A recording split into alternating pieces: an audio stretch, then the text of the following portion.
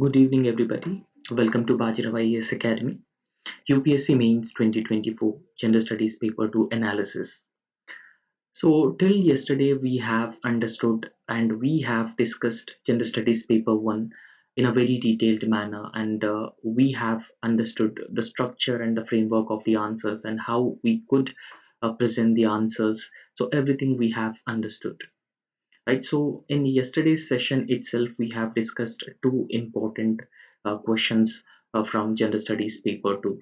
Right, so in today's session, we'll be discussing Gender Studies Paper 2 of UPSC Mains Examination 2024. And before discussing this particular paper, first and foremost, we need to understand what are the priority topics and what are the topics from which generally questions are being asked. So that is very important. So with respect to gender studies paper 1 also, we have understood what is the nature of the questions and which syllabus topics are mostly focused by the UPSC.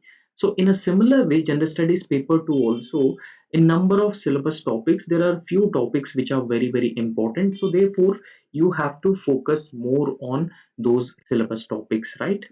So we'll try to understand what are those syllabus topics. For example, in gender studies paper 2, we have Indian constitution and polity, right? So Indian constitution and polity is one topic which is a very important topic, right? So you have to read about the legislature, executive, judiciary, quasi-judicial bodies, the fundamental rights and salient features of the Indian Constitution, amendment procedure of the Constitution, basic structure doctrine. So all these things are being asked in this particular chapter or in this particular syllabus topic. So therefore, it is very important you have to focus on it in a very detailed manner.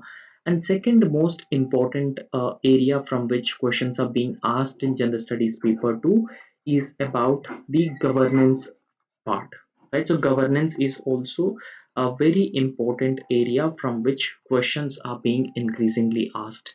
Now, apart from governance, social justice is another very broad syllabus topic from which questions are being asked, and then the international relations, right?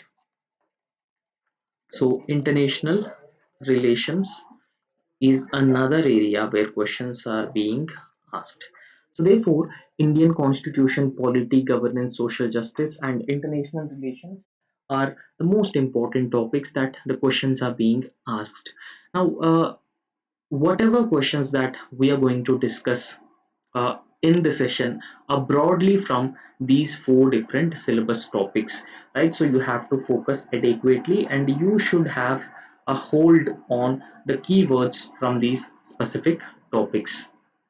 The first question that we are going to start this discussion is with: the growth of cabinet system has practically resulted in the marginalization of the parliamentary supremacy. So the directive word that is being attached to this question is elucidate. So first and foremost, we'll try to deconstruct the answer. Now, what is the cabinet system? In a parliamentary form of government, so the executive has a cabinet system, a group of council of ministers. The group of council of ministers, so not just complete council of ministers, within the council of ministers, a few very important portfolio ministers are known as the cabinet system, and the cabinet system is headed by the prime minister, and the cabinet system very often assist the head of the state, right? So it very often assists the head of the state in the administration, right? So that is known as the cabinet system. For example, with respect to Indian constitution, so what is considered as a cabinet system? So defense minister, defense minister of foreign affairs, and home minister, and finance minister. So all these important ministers and their portfolios, they come together and The cabinet system is headed by the prime minister, and they provide important policy advices and guidance to the head of the state. In case of India, it is head of the state. So the question is, the growth of cabinet system has practically resulted in the marginalization of parliamentary supremacy, because most of the decisions are being taken by the cabinet system alone. So most of the decisions or policies are being designed, framed by the executive, particularly the cabinet system. And in this context, the parliamentary supremacy. Remember, India has parliamentary sovereignty as a principle, right? So we have parliamentary sovereignty. So Parliament is a supreme organization. Parliament is a sovereign organization, or we have the parliamentary form of government, right? So in this context, the growth of this cabinet system in India has led to undermining the parliamentary form of government or parliamentary supremacy.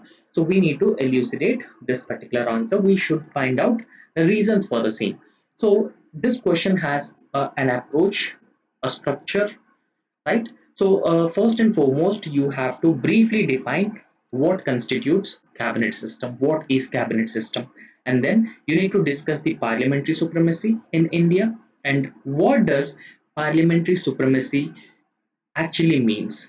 And then you have to explain how the growth of cabinet system has practically resulted in the marginalization of parliamentary supremacy, right? So this is the key demand or the heart of the answer. And then ultimately you need to conclude the answer by suggesting an appropriate way forward on ensuring parliamentary supremacy. So that is how you could develop a framework. You could actually structure an answer. So as I have already told you that in the introduction, you briefly define what is cabinet system, right? So cabinet system of government is also part of the parliamentary form of government, right? So a cabinet system is a structure, right? So it is a structure where cabinet ministers hold the executive power and they are responsible to the legislature. For example, in a parliamentary form of government, we have Indian constitution has adopted the parliamentary form of government. So therefore, in this context, the executive is responsible to the legislature, right? So executive is responsible to the legislature in general, and particularly the lower house or Lok Sabha, right? So it is responsible to the Lok Sabha. And in fact, we could say in a parliamentary form of government, executive, that is a cabinet system. Cabinet system, remember, I've already told you that this cabinet system consisting of a group of a very important ministers, and therefore the group of the important ministers together known as cabinet system, and this cabinet system is responsible to the legislature, and that is provided by the Indian Constitution, right? In fact, executive or the government is being formed from the elected members of the legislature, particularly the Lok Sabha. So therefore, when we talk about the cabinet, cabinet consisting of high-ranking government officials, and those high-ranking government officials advise the head of the state. In this case, head of the state is president, right? So the high-ranking government officials, for example, certain important ministries or the portfolios, for example, the defense ministry and foreign ministry, home ministry, finance ministry, right? So these are very important ministries. They stood together and they advise the head of the state and lead the government departments. The cabinet is responsible for the day-to-day management of the government, right? So that is how you need to define cabinet in a very detailed manner. The examiner need to understand what is cabinet system by your introduction. So it should be more and more attractive. And then we'll proceed on to discuss the next part of the question. So that is parliamentary supremacy in India and what does it actually mean, right? So we have the parliamentary form of government, and parliament is a sovereign body. It is a supreme authority. Now, what does the parliamentary sovereignty actually means, right? So, in fact, Parliamentary sovereignty actually means that parliament is the supreme authority, or a parliament is an organization with supreme power within the state, and there are no legal restrictions on its authority and jurisdiction, right? So in fact, so in fact, uh, in India, parliament is no doubt that it is a sovereign body, but subject to certain restrictions, because we even though we have separation of powers, so even though we have separation of powers, but Indian constitution has been intrinsically provided for the checks and balances. It has provided for checks and balances. So therefore, subjected to these checks and balances, and subjected to the basic structure doctrine, so that was invented by the Supreme Court in Keshwanand Bharati judgment, right? Basic structure doctrine. So Parliament is a body which is having a supreme power, basic structure doctrine. And apart from that, Parliament is considered as a supreme legal authority. The reason being is that it holds the highest legal authority. Now, what is the responsibility of the Parliament? So, what is the major responsibility of the Parliament is to enact laws, right? So, it enact laws, and executive implement those laws, and judiciary adjudicate the laws. So therefore, parliament in any country is the highest legal authority. And in fact, parliament of any country, particularly the Indian parliament, has the power to create any legislation and amend the existing legislations, existing laws, and even amend the constitution under Article 368 of the Indian Constitution. And even Parliament has been given the power to repeal any law which was made previously, right? So therefore we could say that Parliament is the supreme legal authority, and this point has also indicating that parliamentary supremacy is prevalent in India to some extent. And in fact, if parliament passes any laws, right, because the responsibility of the parliament is to enact laws. So parliamentary enactments, parliamentary laws or legislations are supreme, and they cannot be overridden by the executive orders and even the judicial decisions or even other legal authorities, right? So it is true, because you know Supreme Court in Keshwanand Bharati judgment has clearly held that, so Parliament has the power to amend any part of the constitution, right? So there are no restrictions, absolutely, not absolutely, but subjected to reasonable restrictions. Parliament can amend any part of the constitution, but subjected to the basic structure doctrine that was given by the Supreme Court in Keshwanand Bharati judgment, right? So this also indicating that a parliamentary supremacy prevails in India, except parliamentary laws, constitutional amendments does not violate the basic structure doctrine which was given in the Keshwanand Bharati judgment. And apart from that, parliament is not bound by any higher law, because parliament is the authority which makes laws, and in fact parliament can make laws from the both concurrent list and even union list also. And in certain cases, parliament also has the power to make laws from the state list as well, right? So therefore parliament is the highest authority, right? So it is not bound by any other higher law, written constitution, or previous legislation. And in fact, parliament has the power and authority to amend or repeal any law, including the constitutional provisions itself. There are around we have around 100 and 6 or 7 constitutional amendments so far, and that can be done by the Parliament of India under Article 368 of the Indian Constitution, because Indian Constitution has provided for the amendment of the Constitution as well. In fact, So if you look at the parliament's legislative power, the legislative power of the parliament extends to all matters of policy and the governance, and there are no areas that are outside the scope of its authority. Now, remember one thing, that the Keshavananda Bharati judgment of the Supreme Court has clearly held that Parliament can amend or can make changes in the any part of the Constitution subjected to the basic structure doctrine, right? So this is also subjected to the basic structure doctrine of the Supreme Court. Remember, basic structure doctrine has no constitutional backing, it has no legislative backing, it is just a judicial innovation, and the number of features which are part of the basic structure are being expanded by the Supreme Court in subsequent judgments. So we have understood the parliamentary supremacy. Now, what exactly the parliamentary supremacy means, and then we'll try to understand, or we try to explain how the growth of cabinet system has practically resulted in the marginalization of parliamentary supremacy. Now, how it has resulted in the marginalization of parliamentary supremacy. So there are certain reasons. So because of those reasons,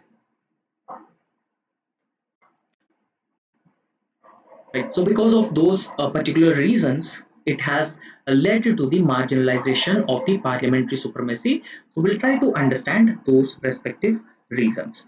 So individuals MPs roles in policy making have diminished, particularly due to anti-defection law. We all knew that there's a 10th schedule of the Indian Constitution, and 10th schedule of the Indian Constitution talks about this anti-defection law, right? So anti-defection law gives a lot of powers to the political parties, right, to initiate a petition to remove any candidate who defected to another political party.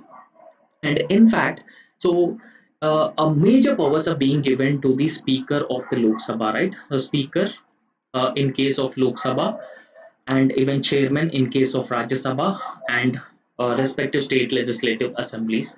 So, speaker is elected from the ruling party or ruling party. So, therefore, speaker in most cases have the close relations or close connection with the executive.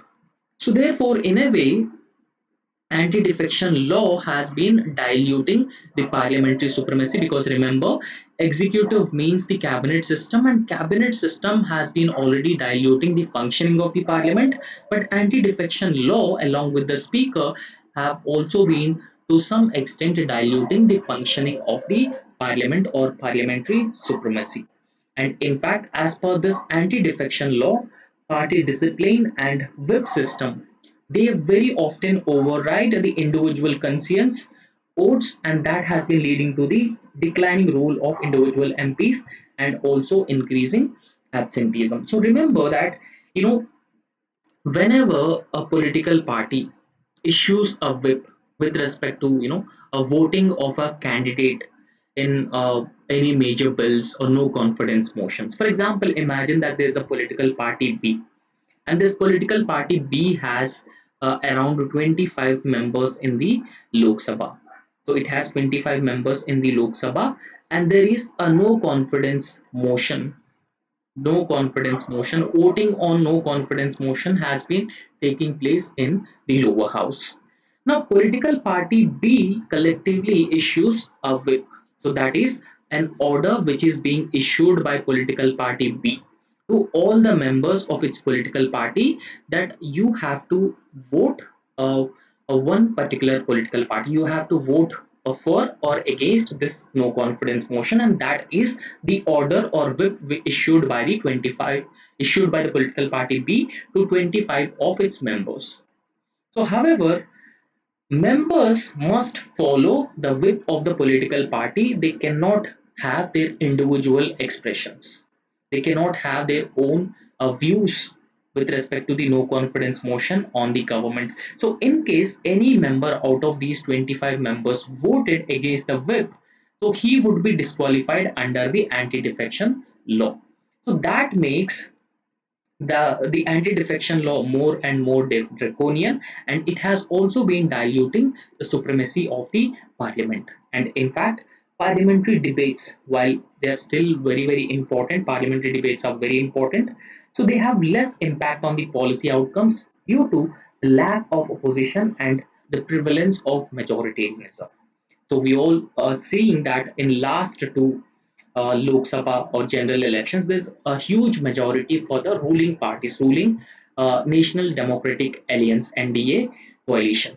So therefore, there is a huge majoritarianism of the government or executive, and because of that reason, and another major reason is there was a lack of a strong members or lack of adequate majority for the opposition. So all these factors have led to the decline of the parliament, a decline of the parliamentary supremacy, and growing the cabinet system or growing executive's role in the parliament itself. And apart from that, the cabinet, we all knew that, in fact, when we talk about the Council of Ministers, the Council of Ministers headed by the Prime Minister. And in fact, cabinet system consisting of few important ministers from the Council of Ministers, and that also headed by the Prime Minister. And in fact, the cabinet system, which is being led by the Prime Minister, has become the primary decision making body. And in fact, the governments which are having majority in the parliament, there has been a growing executive influence, or executive has been playing the most important role in case the ruling government have a clear majority. And in fact, policy formulation and implementation are largely controlled by the executive whenever executive have a lot of majority in the lower house. And in fact, cabinet's control over the legislative agenda has also been growing significantly. And parliamentary committees, so we have number of parliamentary committees, because when we talk about the parliamentary committees, there are permanent committees and ad hoc committees. Right? So standing committees of the parliament are known as standing committees. There's particular a few standing committees. So these standing committees are known as permanent committees, and there are also ad hoc committees. So these ad hoc committees are for a temporary purpose only. They are short term committees, so they are being appointed for one single purpose. If this purpose is being done, so these committees will no longer exist. So when we talk about the permanent committees or standing committees, for example, public accounts committee is a standing committee, estimates committee is ethics committee, right? So all these are the committees of the parliament, and they undertake the scrutiny of government expenditure. They undertake the scrutiny of the bills which are being introduced in the parliament by the executive. So the heads of these standing committees are being appointed by the speaker, and as I have already told you that speaker is from the ruling party itself, right? So therefore, there has been a decline, a serious decline in the functioning of the parliamentary committees as well, and that has been impacting the functioning of the parliamentary supremacy as well. So therefore, we could say that there has been an increasing influence of cabinet system or executive in the functioning of the parliament, and that has been weakening the parliamentary supremacy. And in fact, Parliament's role in India very often becoming limited to debating and even approving the decisions which are already formulated, which are already approved by the cabinet system or the government. And in fact, there is a very limited or minimal scope for a significant changes once cabinet introduces the legislation. So in this context, what is the need of the heart? There should be a separation of powers. So separation of powers is very, very important. Parliament's role, executive should not be interfered in the functioning of the parliament, and that is very, very important principle within the separation of powers. And apart from that, speaker needs to be impartial. So he should act in an impartial manner. He should not be biased towards the ruling party. And there is also a need to reform anti-defection law, right? So there is a need to reform anti-defection law in the 10th schedule of the Indian Constitution, so as to provide scope for the individual MPs to express their views or represent the views of the constituencies from which they are being elected instead of representing the wishes or views of the political parties from which they have contested the election. And in fact, there is also need for a strong opposition. Strong opposition would always hold the governments accountable, right? So therefore, strong opposition is also the need of the heart. So that's how you could write a way forward in this answer. Okay, so next very important question. So this question is also about the Comptroller and Auditor General. Remember, when we talk about the syllabus of Gender Studies paper 2, so as I have already told you that within the syllabus of Gender Studies paper 2, we have Indian Constitution and polity. So within Indian Constitution and polity, so, Comptroller and Auditor General, a CAG, is a very important. I would say that constitutional bodies are very important. At least you could expect one questions from this constitutional bodies, and this year they have asked about the CAG. The question is the duty of CAG is not merely to ensure the legality of the expenditure by the government, but also its propriety as well. Comment. So comment is the directive word. So first and foremost, so what we'll do. So we'll try to structure this answer. So we'll try to have a proper structure. So once we have a proper structure, then we'll try to address this. So you briefly introduce the CAG and relevant constitutional provisions in the Indian Constitution with respect to CAG, and then you need to discuss the powers and functions of the CAG. What are the basic powers and functions of the CAG, and that is what we have to understand. And then you have to conclude the answer by stating the articles related to the Comptroller and Auditor General and how Comptroller and Auditor General ensures the legality of the expenditure and also the propriety as well. Now, as I've already told you that in the introduction itself, you have to briefly introduce about the Comptroller and Auditor General of India so that examiner will get a brief understanding about what you are saying. This CAG acts as an independent constitutional body. So we all knew about this. CAG is an independent constitutional authority in India under Article 148 of the Indian Constitution. So Article 148 of the Indian Constitution deals with the CAG. And in fact, what are the major role and responsibilities of the CAG? So they are being responsible for auditing the finances of the government, right? So government incur expenditure on various welfare programs, various developmental projects. So therefore, the role and responsibility of CAG is to ensure the legality of the government expenditure. Legality of the government expenditure is the major responsibility of the CAG. And in fact, CAG also examines the accounts and financial transactions of various government departments. There are a number of government departments. So therefore, the major responsibility is to unearth leakages, unearth corruption within the government expenditure, whether the funding is being misused, whether the funding is correctly spent on these government programs or not, is the major responsibility of the CAG. And CAG also conducts audits and evaluations, and it also helps identify any discrepancies or malfunctions or irregularities which have been existing in the use of public money. Whether the public money has been used in a right way or it is being misused.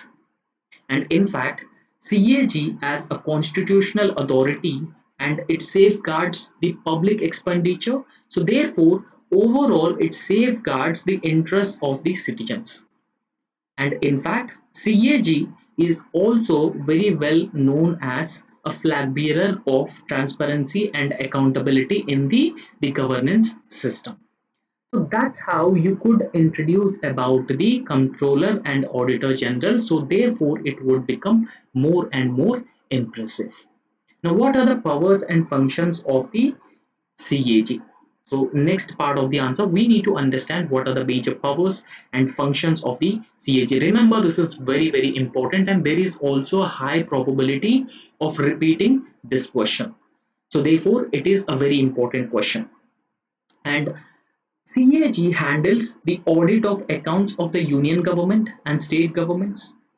And in fact, CAG also handles the accounts of autonomous bodies. There are certain autonomous bodies which have been getting the funding from the government. And even it also audits the accounts of the corporations receiving the government funds. So this is the first most important responsibility of the CAG. And CAG also ensures the financial accountability by auditing the receipts and also expenditure of the government. Okay, so it would be another most important responsibility, and it also examines whether the funds have been utilized in accordance with approved budget and applicable laws and regulations. And in fact, CAG also scrutinizes the efficiency, effectiveness, and economy of the government expenditure. So, whether whatever the government has been spending, that particular expenditure, is it efficient and is it effective in nature? So, and is it also contributing positively for the economy? So, everything is very closely scrutinized by the Controller and Auditor General of India. And in fact, the CAG also looks in depth into the expenditure that the government has been making into various welfare programs and the different developmental projects to assess whether the expenditure has resulted in adequate returns, whether there is a need for the improvement in the financial management. So all these things would be very closely looked into by the CAG. And apart from that, CAG also conducts the performance audit. So, how the existing government organizations or the government policies which are being framed, which are being implemented, the policies and the programs, and how those policies and programs are being performed. So that would also be assessed, or assessment would also be done by the CAG. So to essentially check the effectiveness of government policies, programs, and it also assesses whether the objectives of these programs have been achieved, and also makes recommendations for the improvement of those policies and programs. For example, so with respect to this particular point, we'll try to understand this with an example. For example, imagine that union government has launched Ayushman Bharat program, right? So it has launched Ayushman Bharat program. So PM Ayush or Ayushman Bharat program. Now under Ayushman Bharat program, it is a health insurance program, and this health insurance program provides a 5 lakh health insurance to each household, right? So it also covers a critical illness and hospitalization cost, etc., for each household per year.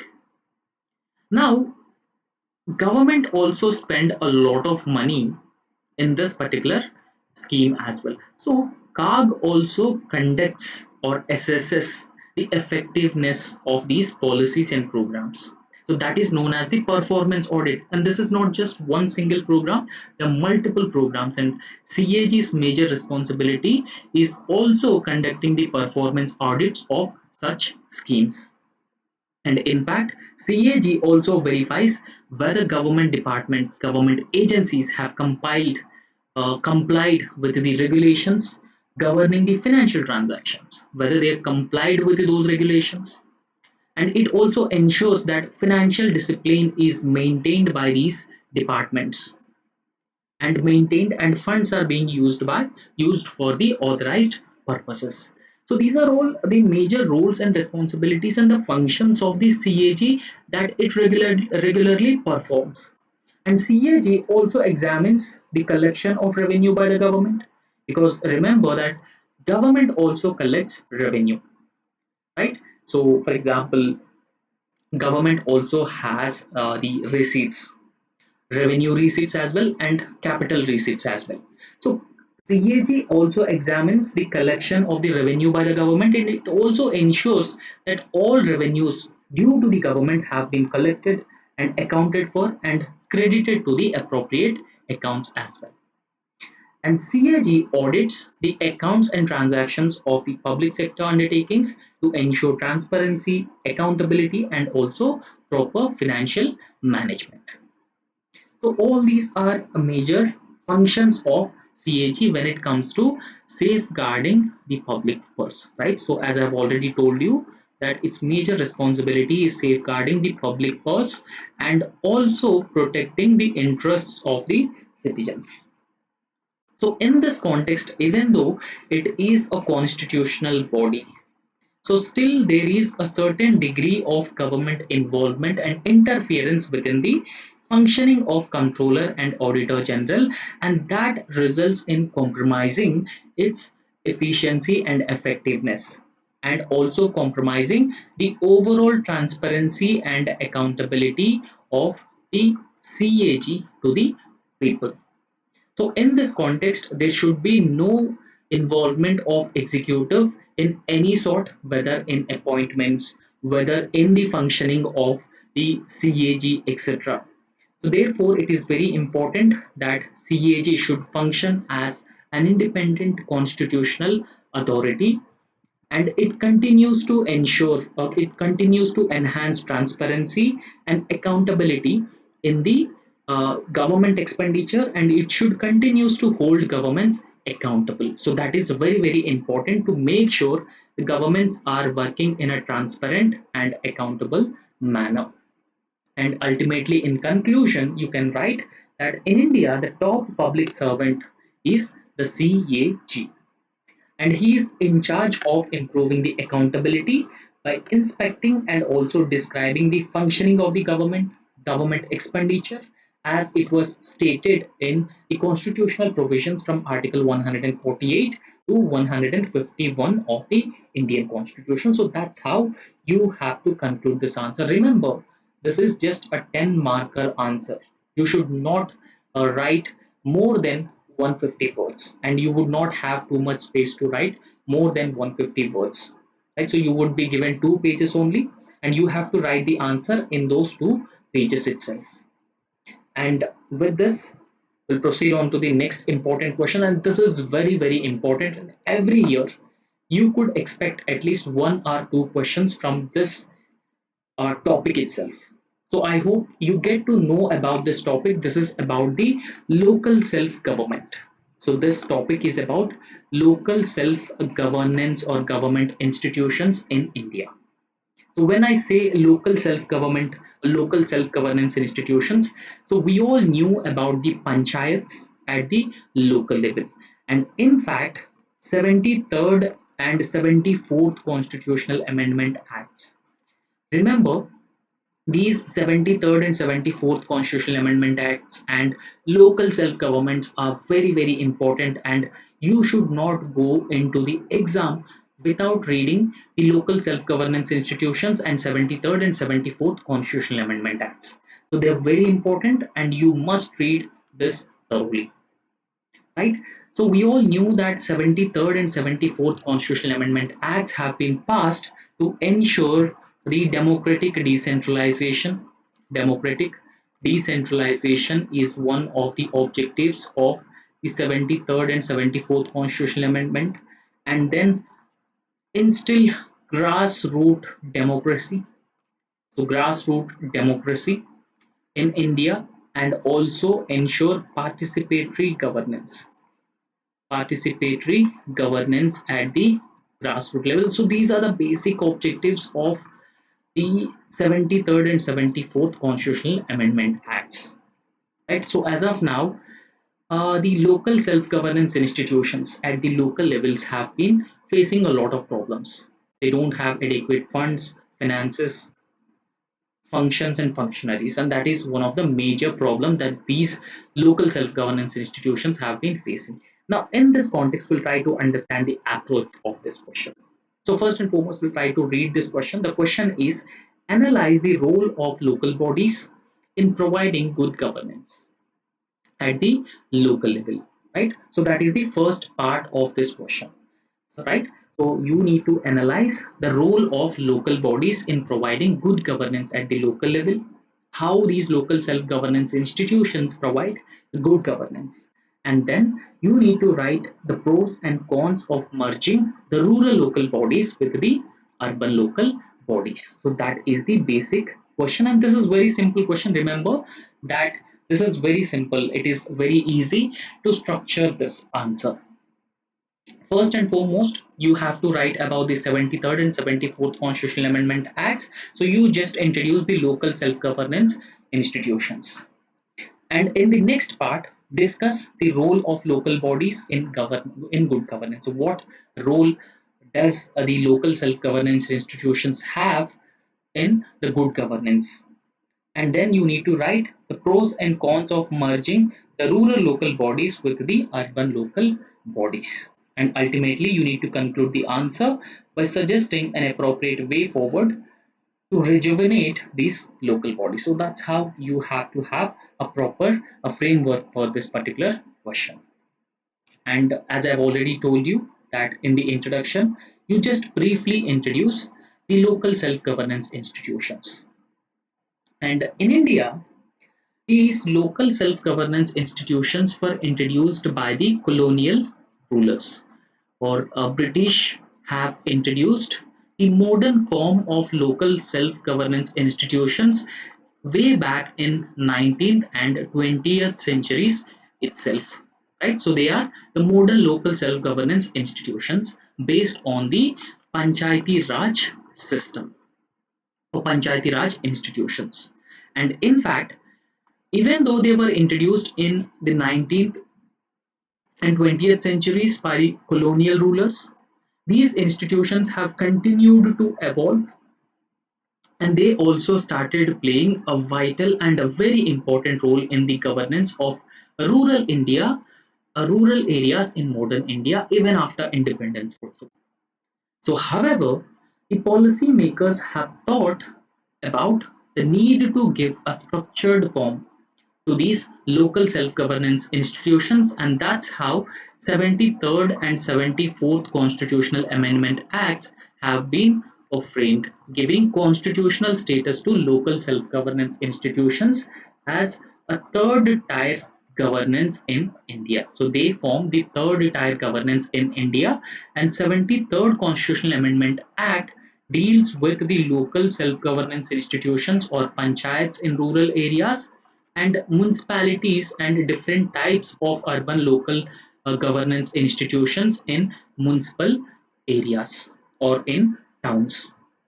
Okay, so therefore that's how you have to introduce the 73rd and 74th Constitutional Amendment Act. And in introduction itself, you could also write about the objectives of bringing in the 73rd and 74th Constitutional Amendment Acts and providing constitutional status to the local self-governance institutions. As I have already told you that democratic decentralization is one of the objective. Democratic decentralization. Now, apart from democratic decentralization, participatory governance is another objective, and even uh, you know uh, grassroots democracy. Grassroots democracy would be another objective of the 73rd and 74th Constitutional Amendment Act. So then you have to write the role of local bodies in good governance. So what role the local bodies can actually play in good governance? So, in fact, Mahatma Gandhi talked about the local self-governance institutions, particularly in rural areas, and that is being included in Article 40 of the Indian Constitution of Directive Principles of State Policies. And Mahatma Gandhi rightly believed in these local self-governance institutions because Mahatma Gandhi believed in self-sufficient village economies.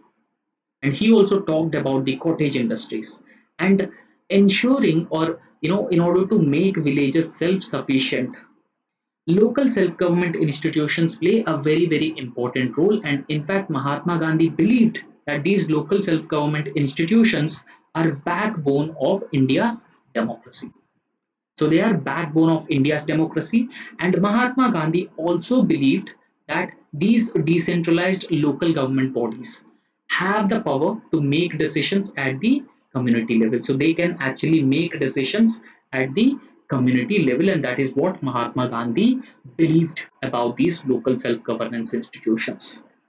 And in fact, Gandhi also believed that these local self-governance institutions in both rural areas and urban areas they are very very important and essential part of village self-governance, because remember that Gandhiji believed in these self-sufficient rural economies. So therefore, he felt that the local self-government institutions were essential part of village self-governance, and they should be given more authority and resources to carry out their duties.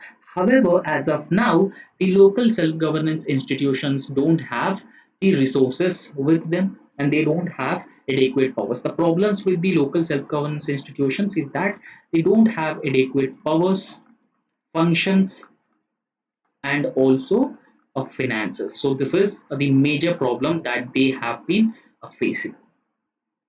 And in fact, one of the objectives of bringing in 73rd and 74th Constitutional Amendment Act, or providing them the constitutional status, is to bring in a participatory governance. But participatory governance is a very, very important tool in ensuring or achieving good governance, because the local self-government institutions were a very important, a very essential platform for the people to participate, to raise their grievances, and in fact this is considered part of the democratic process and have to say in decisions that also affected the villages.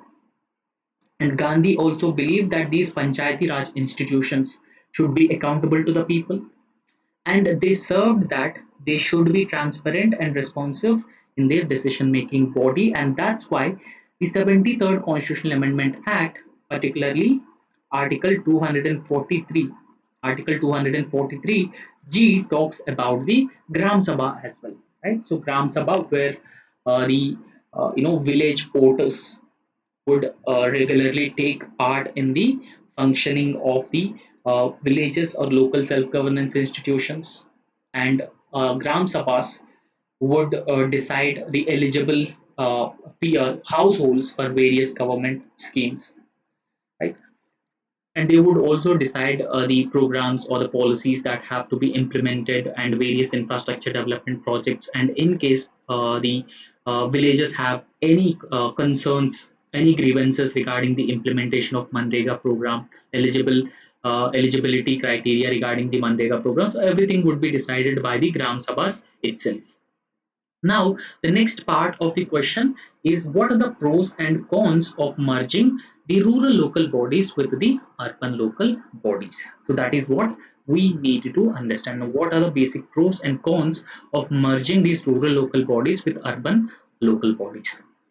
So when it comes to the positive things of merging these rural local bodies with urban local bodies, is that merging both rural and urban local bodies, so that would facilitate a coordinated planning for infrastructure and service delivery, and also reducing the rural urban divide. Now, as of now, the rural urban self governance institutions have been working in silos, right? They are working separately, and both of these self-governance institutions so don't have adequate functions, adequate powers, adequate finances, and adequate administrative staff to monitor the roles and responsibilities of those self-governance institutions. So therefore, merging of rural and urban local bodies would result in a better planning for infrastructure development of these urban local bodies and also the rural local bodies, and that would result in service delivery, infrastructure development, and that would also results in bridging the gap between existing urban and rural areas. And in fact, the combined administrative or governance structures in rural and urban areas, they can usually pool in financial and human resources, and it would also lead to more efficient management and better utilization of the funds as well, right? So efficient utilization of the scarce resources is very important part of the planning and efficient functioning of any institution. So therefore these combined governance structures of rural and urban local bodies, so they can help in bringing together the financial and human resources, and it would also lead to the more and better efficient management and better utilization of these funds. Unified planning would also help in addressing issues like transportation, housing, and waste management, comprehensively considering the entire region. Now, what are the cons or what are the negative aspects of merging these rural local bodies with the urban local bodies? So there are certain disadvantages as well, because when we merge these rural local bodies, because rural local bodies very often have different priorities, right? So different priorities very often have people who are they're less aware about the way the government has been functioning, right? So how administration is being carried out and how the eligible beneficiaries are being selected. So therefore, merging the rural local bodies with the urban local bodies would result in they would lose their unique identity and specific governance needs in a merged system, and that focus may shift to the urban priorities. So when we merge the rural and urban local bodies, there is a high probability that the focus would be shifted to the urban priorities. The interests of rural populations may be overshadowed by the urban demands in a merged governance structure or governance framework, and that would result in reducing their overall political and social representation as well, right? So these are certain cons. Now, apart from that, urban areas often have more developed infrastructure, they would have more resources, which could further result in unequal attention and development between urban and rural areas. So this would be another major problem. So ultimately, so you need to arrive at a proper conclusion. So you need to give a balanced conclusion in the answer. Local bodies, including the panchayats and the municipalities, panchayats at the rural areas and municipalities in urban areas. So they play a very important and a critical role in ensuring decentralized governance in India. And in fact, these local bodies or local self-governance institutions are very important, and they are responsible for delivering essential services and also ensuring public participation in decision making at the grassroots level. Now, in this context, there is a need for understanding the feasibility of merging the rural local bodies with the urban local bodies, and the feasibility study suggests that there is a need for merging these rural local bodies and urban local bodies, and there are a lot of benefits that is going to help both the rural as well as the urban populace. And in this context, the merging has to be done, otherwise there is no need for merging the rural local bodies with the urban local bodies, considering the disadvantages which are existing, so with respect to merging, right? So I hope you have understood this. And the next very important question is about the public charitable trusts. Okay, so the question is, public charitable trusts have the potential to make India's development more inclusive because they relate to certain vital public issues. Comment. Okay, so this is the question, because remember, when I say the syllabus topics broadly, so one of the syllabus topic is the social justice and governance. So in fact, the public charitable trust has been asked from the social justice topic. Now, in fact, these public charitable trusts, so there are certain trusts, those trusts undertake various developmental activities, and they collaborate with the government, they collaborate with the private sector, NGOs, civil society, and local public, and they also take up certain developmental activities in the underdeveloped regions, right? So these public charitable trusts, they have the potential to make India's development more inclusive Right? So what is inclusive development? Now, inclusive development is the development where the growth and development is not just for a particular section of Indian society. It is not just for the rich.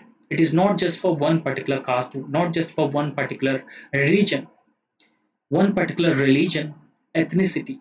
Rather, inclusive development is the development of all in India, irrespective of economic status, social status, political status, everything. So, that is known as the inclusive development in India.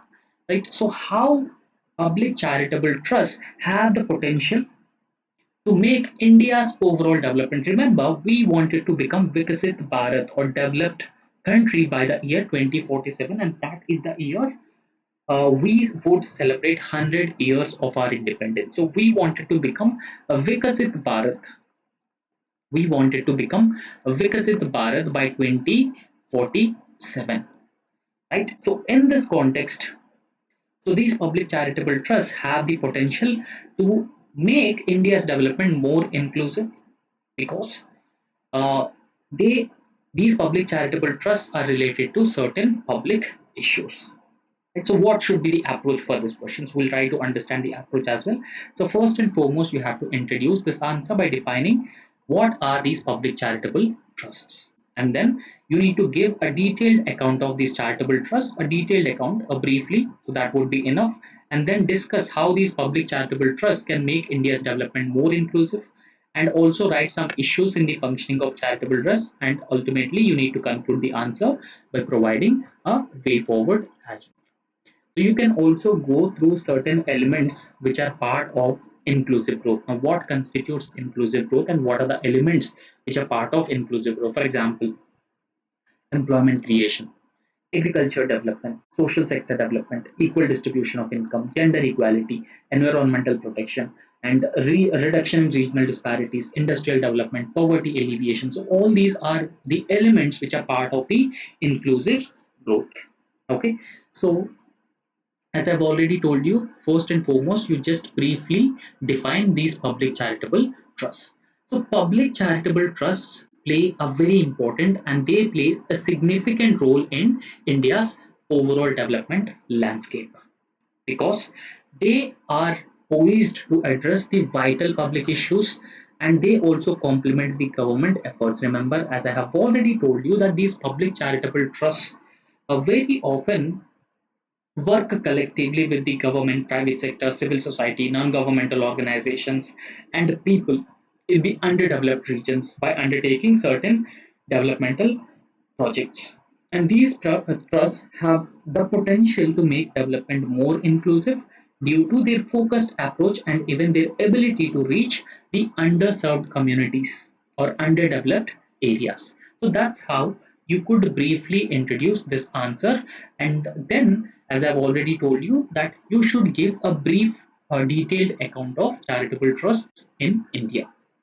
And in fact, in India, these public charitable trusts are governed by the Indian Trusts Act of 1882. So there is a legislation which is a colonial legislation, I would say, the Indian Trust Act of 1882. So that legislation is generally applicable across India, but each state also has its own Trusts Act as well.